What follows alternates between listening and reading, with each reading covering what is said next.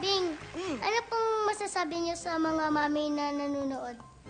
Ano pong dapat nilang gawin para masaya yung bonding nila mga anak nila? Ang masasabi ko sa kanila, bukod sana sa mahalin ang kanilang mga anak, no? Sana matutunan din nilang tratuhin yung mga anak nila bilang kaibigan. Kasi hindi lang sila mga anak, habang lumalaki, nagiging kaibigan yan. So ako, maswerte ako kasi dalawa best friends ko.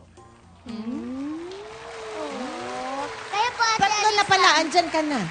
Tatlo na. Tatlo na po, ako din po. Thank you po, Ate Alisa, kayo po. Anong message niyo sa mami niyo? Sa mami namin, Huwag na magalit. huwag ka na magalit. Ever.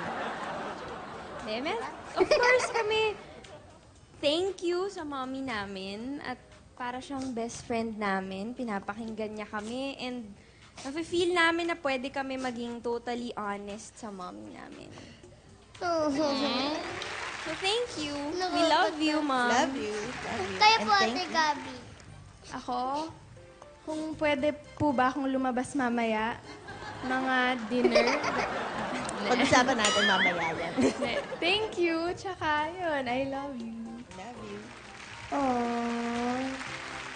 Dami ko pong natutunan sa inyo. Ang sweet niyo pong magmamami.